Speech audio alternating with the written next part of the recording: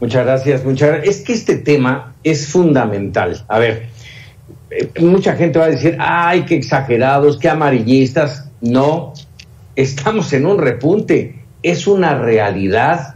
En muchos, lo acababas de mencionar tú hace un momento, Joely, varias de las entidades del país han pasado de verde a amarillo con tonos naranjas. Esa es una realidad, ¿sí? Y por ello mismo hay que estar muy preocupados, y también por la aparición de esta nueva cepa, la variante Delta que viene de la India. Bueno, pero para platicar de ello tenemos a Laurian Jiménez Fay. Laurian, ¿cómo estás? Como siempre, un gusto saludarte. ¿Qué tal? Muy buenas noches, Joely, Paco, muchas gracias por la invitación, un placer estar en el programa, como siempre. Muchas gracias. Adelante, Joely. Sí, doctora, platicábamos hace un par de horas con la secretaria de Salud, descartaba evidentemente una tercera ola de COVID en este momento, pero reconocía que hay un incremento en los casos en la Ciudad de México, pero no solamente es la Ciudad de México, hay un repunte en las cifras en varios estados del país. ¿Ante qué estamos en realidad? Sí, bueno, creo que lo que es evidente es que no se ha aprendido nada, ¿no? Se ha aprendido absolutamente nada. Hemos perdido a más de 515,000 mexicanos durante la pandemia, y nuestras autoridades simple y sencillamente no han aprendido algo. Es decir, cuando la doctora Sheinbaum dice, no estamos todavía en una tercera ola, bueno, es que quizá, ¿cómo puede ser posible que no hayan aprendido? Una vez que estemos en la tercera ola, es demasiado tarde para actuar. El momento para actuar es ahora, porque una vez que estemos en un repunte ya tan dramático que se empiece a reflejar en el número de defunciones, va a morir demasiada gente, hagan lo que hagan. Entonces, para salvar vidas, el momento de actuar es ahora. ¿Estamos en un repunte? Sí, absolutamente sí. Hay por lo menos 9 estados que tienen repuntes realmente muy dramáticos. Baja California Sur, Yucatán y Quintana Roo están en repuntes que son realmente descontrolados. Después vienen estados como Campeche, como Tabasco, Tamaulipas, Veracruz, que tienen repuntes muy graves. Y otros que inician los repuntes, pero que pintan muy mal el camino hacia donde van, como Sinaloa, Sonora, Tabasco, etcétera, la Ciudad de México y el Estado de México. Entonces, lo mismo que allá en el 2020, ¿verdad? En el 2020, al inicio de la pandemia, cuando se tenía el predicamento, si se dejaba ocurrir o no el Vive Latino en la Ciudad de México, la doctora Sheinbaum dijo, solo hay 21 infectados, ¿para qué detenemos las cosas? Uno hubiera creído que hubiera aprendido algo de esa experiencia, queriendo que esta vez hacer las cosas adecuadamente para que esos 21 no se convirtieran nunca en 22, pero evidentemente la doctora no ha aprendido nada. Y decir ahorita la Ciudad de México está con una tendencia al alza. Si pretenden volver a encerrar a todo mundo, cuando los hospitales ya estén saturados, va a morir demasiada gente. Es ahorita cuando tienen que estar actuando. No, cuando incluso ya hay muchos hospitales o pseudo hospitales que se instalaron, que ya se han quitado, ya no existen. A ver, te pregunto, doctora, este repunte que estamos viviendo todavía no es la tercera ola. ¿Vendría más grave esa tercera ola y por qué? A ver, creo que en México no se puede hablar de olas, de otra ola, porque vivimos una sola ola perpetua. Es decir, en nuestro país nunca se ha controlado la pandemia. La pandemia siempre ha estado fuera de control, en momentos más y en momentos menos, pero nunca se ha tenido un control como tal.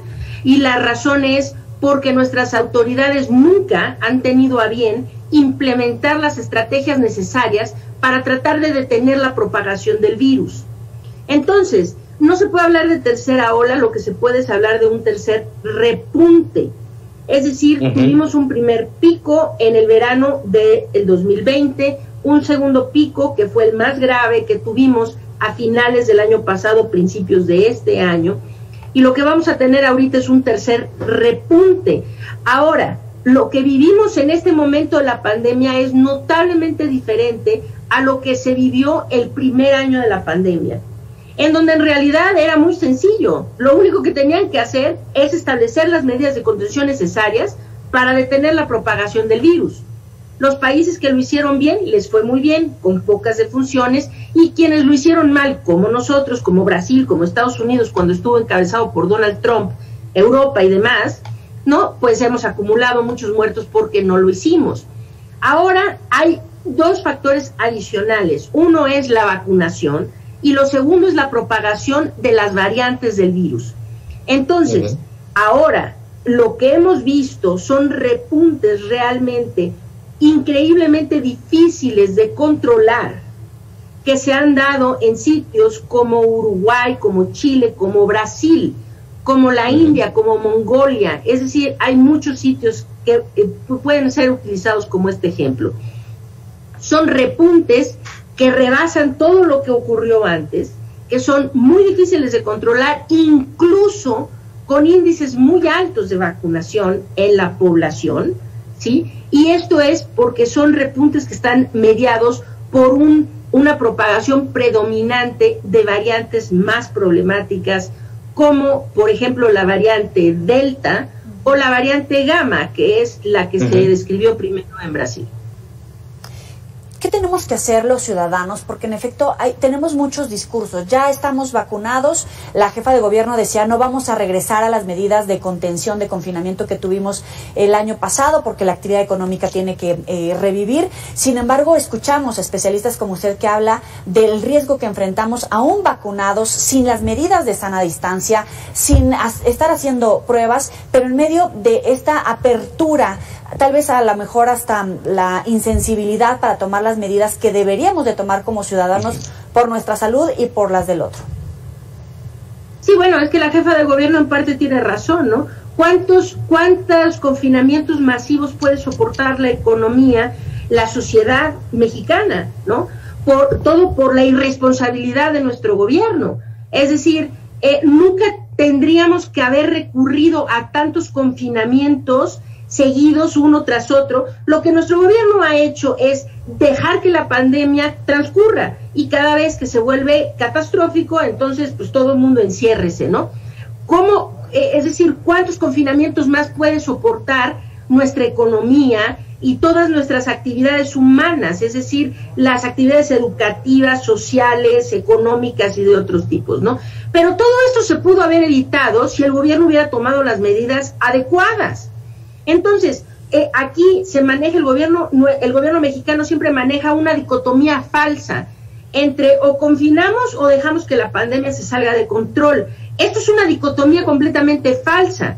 Es decir, que las opciones no son o confinar o dejar que todo se vuelva catártico, ¿no?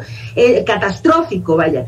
Es decir, aquí la opción intermedia, que era la adecuada, es haber establecido, implementado las estrategias correctas de contención para evitar y prevenir la dispersión del virus, algo que en nuestro país hasta la fecha jamás se ha hecho. México, para que lo sepa la gente, nunca ha procurado identificar a los casos asintomáticos. Este es el error fundamental que se ha tenido en la estrategia o en la gestión de la pandemia. Los asintomáticos son quienes dispersan de forma más importante la enfermedad en las comunidades. Que nuestro gobierno haya decidido ignorar a los asintomáticos quiere decir que ha ignorado al motor principal que dispersa el virus y además al 70 u 80% del problema, ¿sí? Que son los asintomáticos. Entonces, la opción no es confinamientos o que se muera todo mundo. Aquí la opción es que el gobierno tiene que hacer lo que tiene que hacer para que en medio hay algo, y ese algo se llama establecer una estrategia de contención adecuada para evitar la propagación del virus. Con información clara y puntual para en este caso, para la audiencia de Mega Noticias, doctora, y en ese entorno te pregunto, porque hay muchas dudas. ¿Quienes están vacunados están ya libres de contagio? Uno, quienes están vacunados no tienen riesgos ante la nueva cepa de la variante Delta, y quienes, tú lo acabas de mencionar, quienes están vacunados pueden estar contagiados y ser asintomáticos y por ende contagiar?